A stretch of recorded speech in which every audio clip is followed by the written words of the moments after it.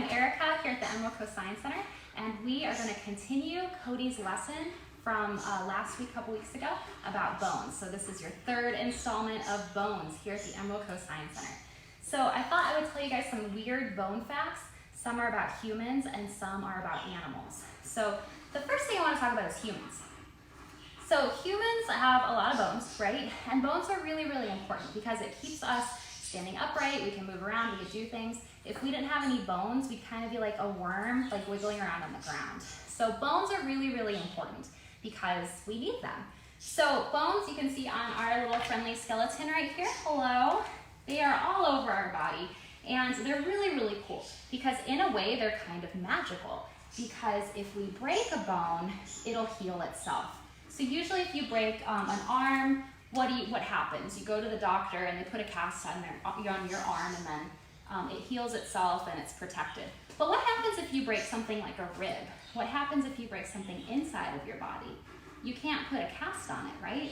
So your body is just left to heal. You rest, you take care of yourself, you eat well, and then the body heals itself. The bones heal itself. So what's great about this is that our body knows to do this without us telling it.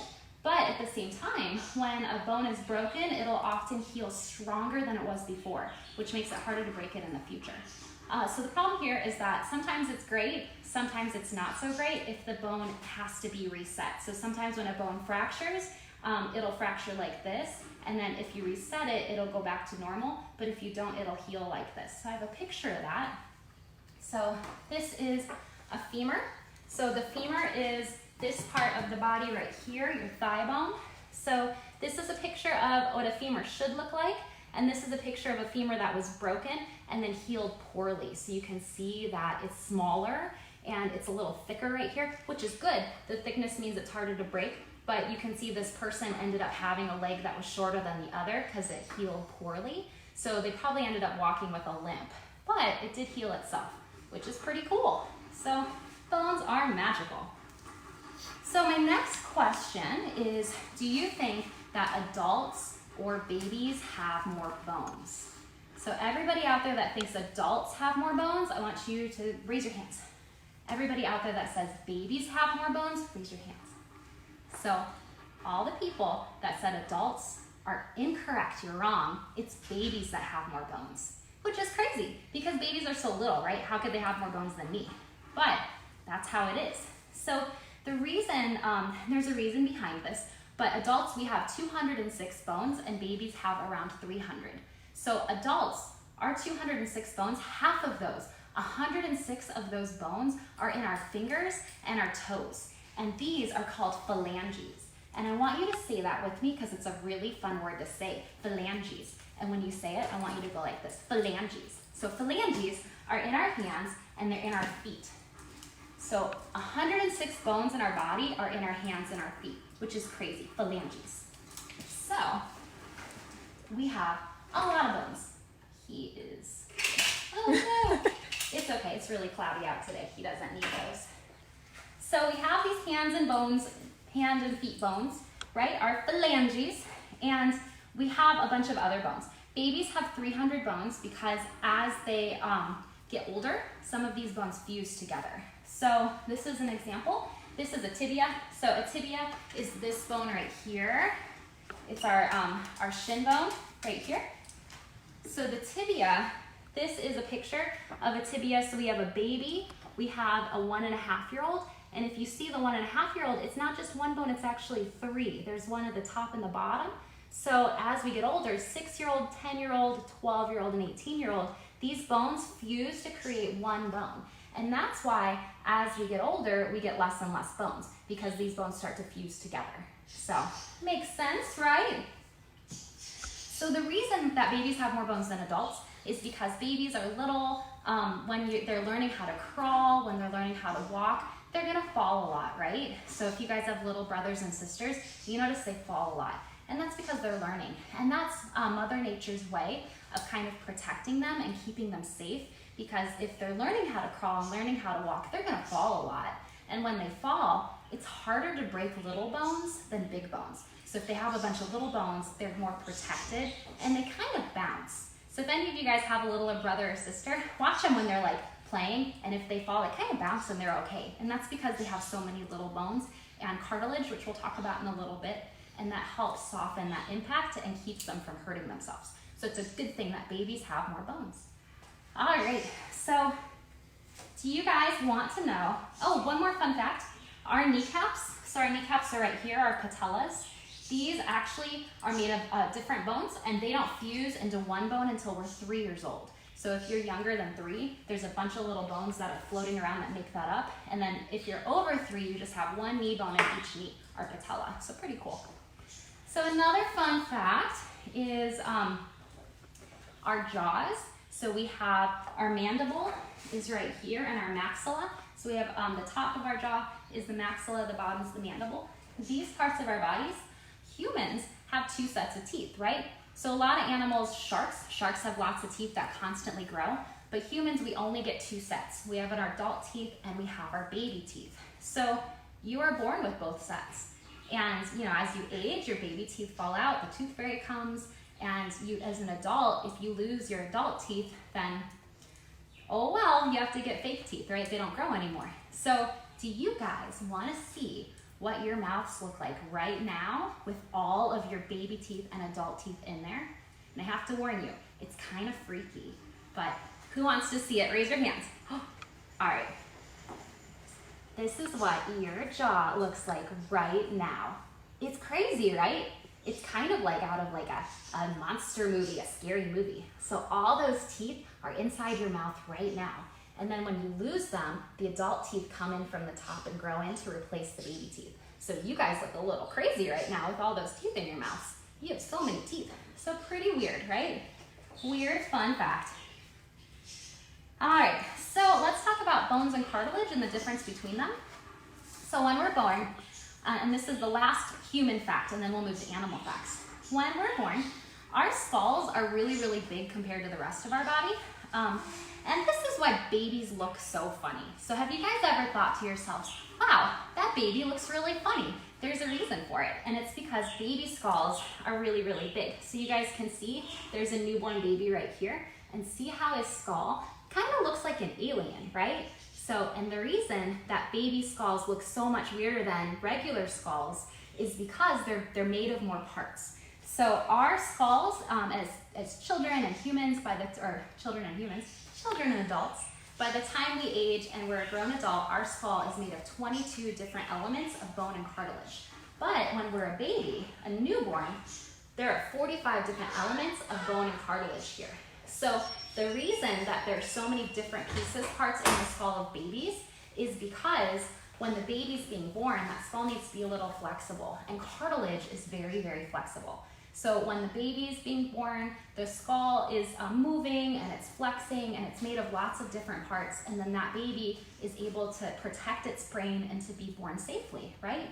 So all of these elements make it up, and then as the babies age, so this is a 3-year-old, this is a 6-year-old, you can see the skulls start to fuse together. So these lines here, that shows those bones fusing together. And then we have our person that's in their 20s here, and then we have this older person that's probably in their 80s. So you guys can see newborn, 3-year-old, 6-year-old, and then we have somebody in their 20s and somebody in their 80s. So you can see how the skull changes over time. So cartilage is kind of a bendy, flexible material. So it's not quite bone, bone's much harder, but we have cartilage in our bodies, and there are 3 really big areas of cartilage on our skulls. Can you guys name where those areas are? So cartilage, it flexes and it bends, but it does not stretch.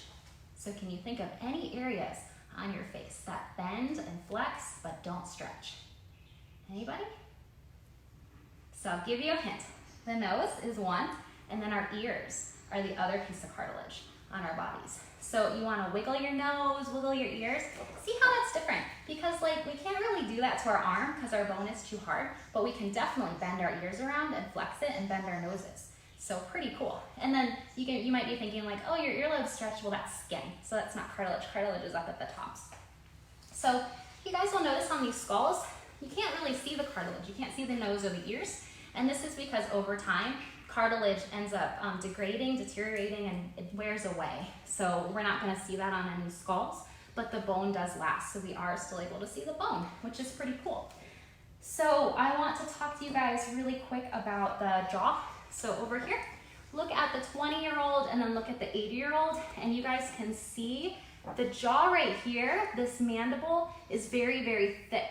And then right here, this mandible on the older person is very thin. So what happens is this person has very, very good habits, brushing their teeth, flossing their teeth, and this person did not have good habits. So what happens is when you lose a tooth, the tooth where it used to be in the jaw, it starts to wear away because there's nothing left to anchor it there. So the jaw will start to degrade, it'll start to wear away. So if you do not take good care of your teeth, you'll end up losing them, and then you'll start to lose part of your jaw. It will deteriorate. And this is really, really bad because once you lose it, you can't get it back. When it's thinner, it's easier to fracture it or break it. And just in general, it would kind of not be a very good thing to not have teeth, right? Teeth are important. We need our teeth to eat all of our favorite foods. So you want to take good care of your teeth because if you don't brush your teeth, oh, there's a question? Yeah. Annabelle just says they look like football helmets. They do look like football helmets. That's a great suggestion, Annabelle. Yeah. And it's kind of, I mean, it makes sense, right? Because our skulls are basically helmets for our brain to protect our brain and keep it safe. So yeah, so a football helmet is just kind of another layer of skull to keep our bones safe. So that's a really good point. That's very smart. Yeah. So I want to just mention, take care of your teeth.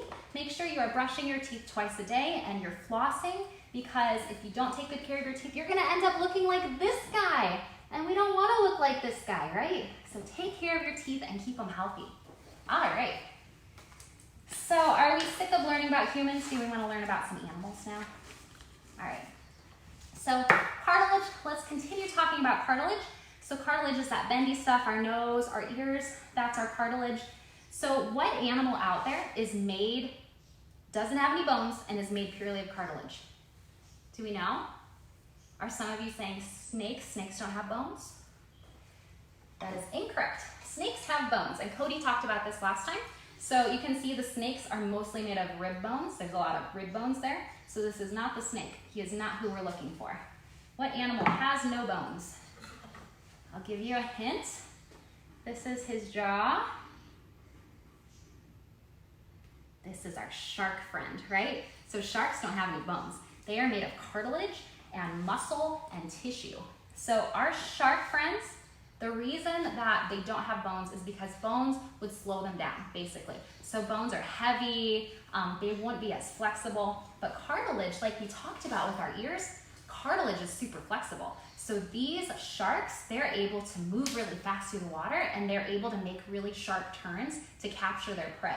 And this is because they're made of that bendy, flexible cartilage. So sharks are made of the same thing that the tops of your ears are made of, which is crazy to think about. So sharks have cartilage, which makes them better hunters. This is actually calcified cartilage, so it's hard. It doesn't flex as well because it's been calcified, it's been hardened. But yeah, so sharks are pretty cool. So the bad thing about being a shark is that if you did pull it out of water, it would actually die really pretty quickly, because what happens is the cartilage that makes up its body isn't strong enough to hold its internal organs when it's outside of water. So the organs will actually collapse onto themselves, and the shark, it's not very good outside of water. So it's a good thing they're in water, that they're not walking around beside us, because that would be really weird, right? So sharks are weird.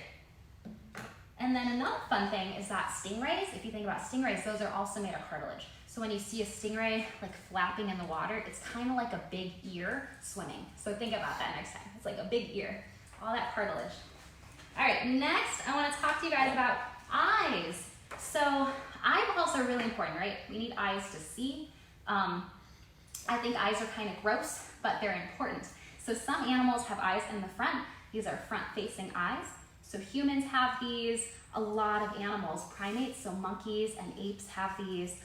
Any canines, so dogs, wolves, felines like lions and tigers and cats, owls, all these animals have front-facing eyes.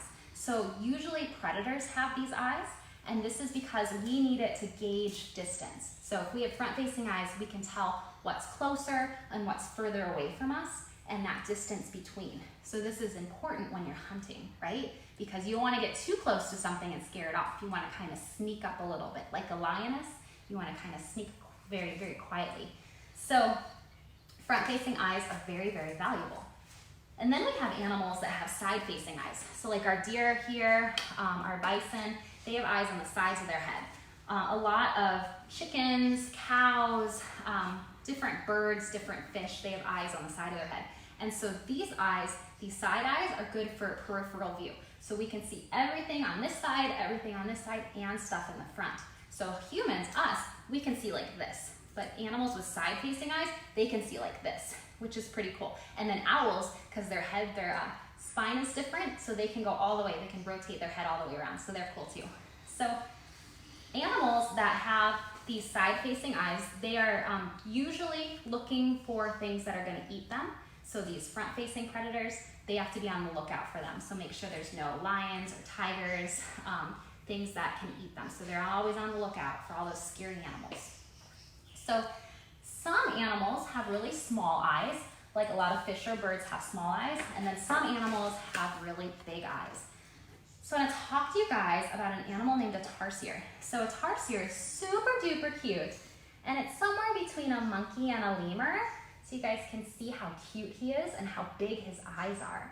And you can see how teeny tiny his pupils are. So his pupil is that little black dot in the middle, and his eyes are gigantic. So tarsiers, the reason they have these big eyes is because they are insectivores, which means they eat insects, and they are nocturnal. Does anybody know what nocturnal means? So they're insectivores and they're nocturnal. So nocturnal means they are awake in the nighttime. So the reason his eyes are so big is because he needs to see teeny tiny insects at night. So he needs these giant eyes. So what's crazy about these tarsiers is that one eye is the same size as his skull. So do you guys want to see a picture of a tarsier skull? There it is. So isn't that crazy? So you can see one eye socket is just the same size as his skull. So they have gigantic eyes. Could you imagine if humans looked like that? That would be so crazy, right? So tarsiers are really, really cool. Our next one, I want to talk about horns versus antlers real quick. So Cody talked about this a little bit, but we're going to go a little more in depth. So animals that have horns, we have buffalo, bison, rhino, a unicorn. We have all kinds of antelope, goats, triceratops. All these types of animals have horns. So we have a bison right here. And then animals that have antlers are a little different. So we have deer, moose, reindeer, elk. These animals have antlers. So we can see a white-tailed deer here, and we can see a bison here. So they're not the same thing, they're different. Horns are, so what they are their bone, and then they're casings that cover the bone. So if we take this off, we have this bone shaft underneath. So horns are a permanent part of the animal's skull. So we have the bone, and then we have the horn. The horn is made of keratin, which is the same material as our fingernails. So if you tap your fingernails right now, you can feel, are those hard or soft? Hopefully they're hard. So we can feel our fingernails. So this is the same material, this keratin. So you can knock on it, you can hear it's really loud. And then this goes over that bone to protect it. So this is why it's so important, because you don't really see a lot of animals with like broken horns. Sometimes they can break when they're fighting, like they'll lock horns and they'll break the males. But they're really hard to get. So if you were ancient people living a long time ago, it was easier to get antlers than horns, because antlers are easy to find. Horns, you actually have to go and take them from the animal, and the animal's not gonna like that. So horns are pretty tough. But fun fact, a lot of cultures that did end up harvesting the horns, they used them as drinking vessels. So this would be a cup. Like if you were an ancient Viking, you would like drink your drink out of this cup. So pretty cool. And you could use it as a horn, excuse me, you could use it as a horn too. So you can make a musical instrument or blow out of it and it would make noise. So pretty cool, these horns. Antlers are not permanent, they are temporary. So we see these a lot when animals are losing their antlers. So they grow often in the spring or the summertime, and then they're gonna fall off in the wintertime. And when they fall off, they just fall off.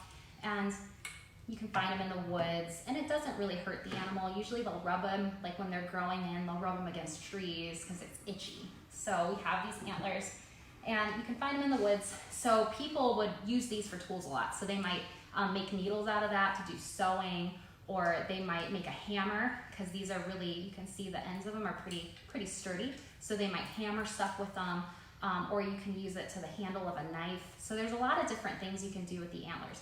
And the bigger and stronger the antlers are, the more they branch out, the healthier the animal is. So pretty cool. All right, our next fun animal fact, we're gonna talk about anglerfish. So anglerfish are pretty scary. They live in the deepest, darkest parts of the ocean, and you can see they have a lot of teeth.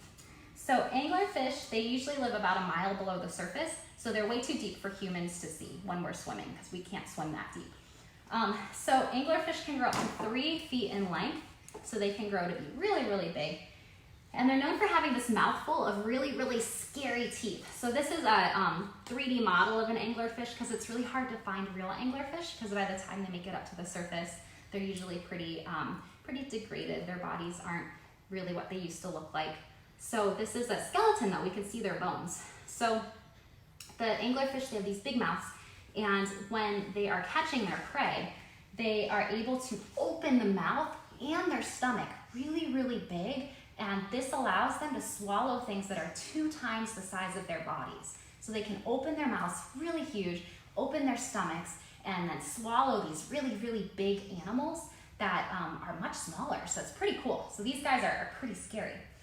But what they're famous for is this lure. So you can see the lure here, and then there's the lure, the bones of the lure. So the lure it's a part of the dorsal fin. So it's a piece of the dorsal fin that comes out of the forehead, and then it hangs in front of the mouth. And there's a little light on the end of it. So this is a natural light that it has in its body, and it dangles kind of like a fishing pole. So it dangles, the light's there, it's really dark down there, so this light will attract lots of different fish and other prey. And then when they get close to the light, the anglerfish will gobble it up and eat it, and its mouth gets all big. So it's really scary. This is a super duper creepy animal, but they're really cool, right? Because how many animals have their own fishing pole on their head? So pretty neat. So what's also kind of creepy about this animal is that only the females have this lure. So the males don't have this. And so the males, they'll find the females, and then they'll use those big teeth to bite them, and they'll actually bite into the female and hang on. And then over time, they will end up becoming a part of the female. So they end up being parasites. They end up living off of something else. So the males will bite down onto the female, and what happens is they'll fuse to her, and part of their skin becomes her skin, their bloodstream kind of goes into her bloodstream, so they completely fuse together. And then in that way, they're able to live off of what she eats, and then they can make little baby anglerfish to keep making anglerfish. And what's the creepiest part of all of this is that sometimes these adult females will have 6 or more male anglerfish, kind of living off of them and biting on and holding on and merging into their bodies. So it's really gross, right? Because these male anglerfish, they need to get a job, right? Stop living off of the females. Girl power. So pretty crazy. All right. I have 2 more weird animal facts for you guys. The next one is the eye. So if there was a creepy boogeyman of the animal kingdom, it might be the eye, because they're not very pretty animals, but they're kind of cute in a weird way. So did you ever see something that's really ugly and you're like, aw, it's cute? Well, this is one of those animals. So this is our friend the eye. So you guys can see the little baby eye. He's pretty cute. And then you see this one with the really crazy eyes. So the eyes are a lemur that lives on the island of Madagascar, which is off the coast of Africa. And they're nocturnal, so they're awake at night. They're insectivores, they eat insects, and they're arboreal. So arboreal means they live in the treetops. So they're nocturnal insectivore that live in arboreal settings. So a lot of big words. So these eyes, if you notice, their hands are kind of funky. So you can see their hands right here, and that really, really long middle finger is what they use to look for their prey. Because even though they're nocturnal, their eyes are still pretty small, right? And that's because they don't really use their eyes as much to hunt for prey. They're using these big ears. So the ears are more important. because what they'll do is they'll take this long middle finger and they'll tap, tap, tap, and they'll listen on the wood and the branches for anywhere hollow. And then when they find a hollow area, they'll use this middle finger to scoop in and get all of those insects and bugs out, and then they'll eat them. So pretty cool. So that's why their eyes are small and their ears are big. So pretty neat. The last thing I want to talk to you guys about are whales. So my question for you, so are whales fish or mammals? If you say fish, raise your hands. If you say mammals, raise your hands. So whales are mammals, right? So they're mammals just like we are. So my next question is, do whales have feet? So if you say yes, whales have feet, raise your hands. If you say no, whales don't have feet, you're crazy. Raise your hands. All right, so whales have feet. Oh, it's crazy, right? Whales have feet. So a long, long, long time ago, whales used to, we think, they used to look something like this. So you guys can see, they've got arms and they've got legs. And they used to live on land, just like this guy. So this is long, long time ago. They used to live on land, and they ended up having vestigial feet. So vestigial is kind of a hard word. So it means a very small piece of something that it was a lot larger that existed a long time ago, and then over time it got smaller and smaller because our bodies weren't using it anymore. So it's just something that we used to have that starts to shrink because we're not using it. So it's just a form of evolution and adaptation to the environment. So the whales used to swim, they used to walk on land. Over time, the whales were spending less time on land and more time in the water. And so what happened is they went from looking like this to looking like this, like what a normal whale looks like, right? So over time, their feet, they weren't using it as much, so they started to shrink, and their arms, which they were using to swim, because whales are very strong swimmers, their arms got bigger and stronger. So you guys can see right here that there's a whale arm, how big that whale arm is, right? So whale arms are huge. But even though their feet were shrinking and getting smaller, they didn't disappear. We can't see them on the inside or on the outside. We can't see whale feet because that would look really weird. But if you look past all the blubber, you can still see them on the inside. So I want to show you guys some pictures of whale feet. So these are the feet that are inside. So you can see them there. You can see the red right there. So here's your whale arm, here's your whale feet, and then this is a real skeleton of a whale. So you guys can see all of that. Can you see it okay? Yeah. So whales do have feet, which is crazy. So you need to tell everyone this. Tell all of your family and tell your friends that whales have feet, because you're just gonna like blow their minds. It's so interesting. So that is all I have today. I hope that you guys are staying safe out there, and please keep watching our videos because we love making them for you. So thank you, take care, bye.